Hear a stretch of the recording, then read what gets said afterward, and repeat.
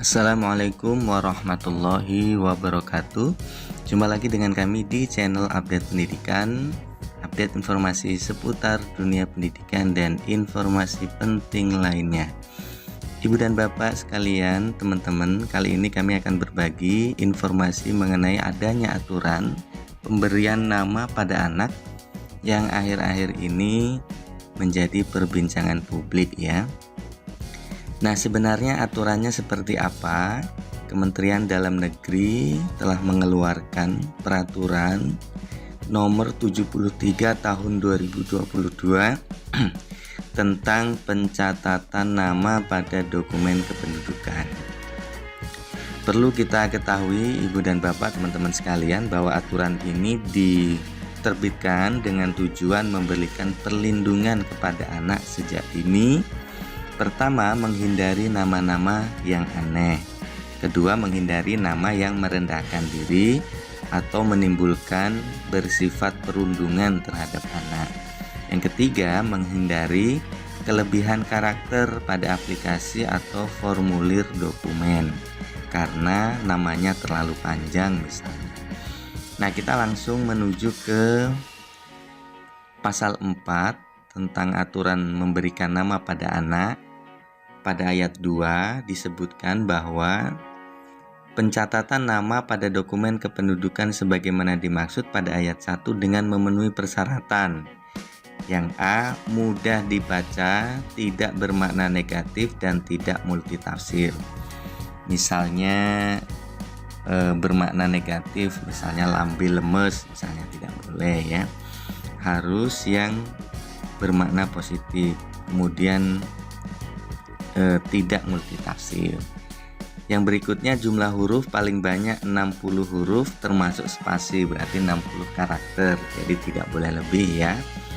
Yang ketiga, jumlah kata paling sedikit 2 kata. Jadi kalau dulu banyak sekali penamaan itu hanya 1 kata, misalkan Andika atau misalkan Parmin gitu ya. Nah, untuk selanjutnya setelah terbitnya peraturan ini, maka minimal kata yang digunakan adalah 2 kata. Misalnya Surya Dini seperti itu ya.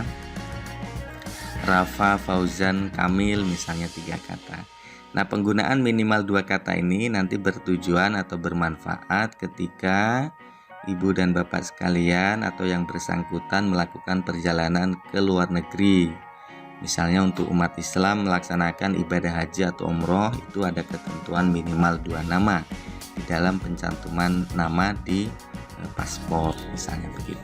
Nah, apakah peraturan ini berlaku surut? Tidak ya Bapak dan Ibu. Jadi untuk Bapak dan Ibu ataupun siapapun yang sudah diberikan nama sebelum peraturan ini keluar, maka tetap menggunakan nama tersebut, tidak harus dirubah sesuai dengan ketentuan ini, tidak.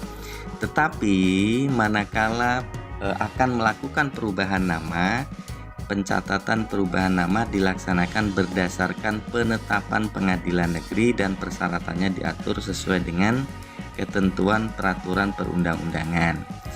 Jadi manakala akan melakukan perubahan nama harus melalui penetapan pengadilan ya Bapak dan Ibu.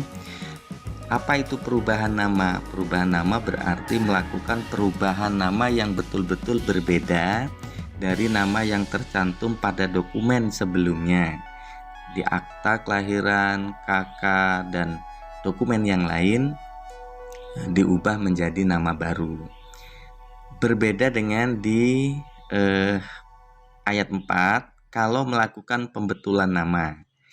Untuk melakukan pembetulan nama termasuk bagian pembetulan dokumen kependudukan berdasarkan dokumen otentik yang menjadi dasar untuk pembetulan sesuai dengan ketentuan peraturan perundang-undangan. Nah, jadi untuk pembetulan nama tidak melalui penetapan pengadilan, tetapi cukup membawa dokumen mana yang namanya sudah benar sehingga menjadi dasar untuk melakukan pembetulan nama pada dokumen yang lain yang namanya belum benar. Seperti itu Bapak dan Ibu. Kemudian di pasal 5 ayat 1 bahwa tata cara pencatatan nama menggunakan huruf Latin sesuai dengan kaidah bahasa Indonesia. Nama marga, famili, atau yang disebut dengan nama lain dapat dicantumkan pada dokumen kependudukan. Gelar pendidikan, adat, dan keagamaan dapat dicantumkan pada kartu keluarga dan kartu tanda penduduk elektronik yang penulisannya dapat disingkat. Di pasal 2, nama marga, famili, atau yang disebut dengan nama lain sebagaimana ayat 1 tadi huruf B merupakan satu kesatuan dengan nama. Ya, jadi ya menyatu dengan nama tersebut, bukan sesuatu yang terpisah. Kemudian tata cara pencatatan nama pada dokumen kependudukan dilarang disingkat kecuali tidak diartikan lain. Misalkan Ahmad Nurdin, kemudian disingkat A. Nurdin, ya, tidak boleh. Jadi kalau memang Ahmad Nurdin, tulis Ahmad Nurdin, kecuali memang menghendaki yang namanya A. Nurdin, seperti itu. A-nya tidak memiliki arti Ahmad, ya A begitu saja boleh, tapi tidak menggunakan tanda baca dan angka, sehingga tidak ada titiknya. Termasuk juga Muhammad misalnya, tidak boleh disingkat M atau Muh, ya. Jadi harus ditulis lengkap. Mencantumkan gelar pendidikan dan keagamaan pada akta pencatatan sipil, ini juga tidak boleh, ya. Jadi, misalnya sudah haji, ditulis haji dalam akta pencatatannya, tidak usah. Atau gelar akademik, misalkan S1, magister ataupun doktor. Jadi betul-betul pada pencatatan sipil adalah hanya nama saja. Seperti itu Bapak dan Ibu berbagi kami di kesempatan ini, mudah-mudahan bermanfaat. Terima kasih sudah berkunjung ke channel ini.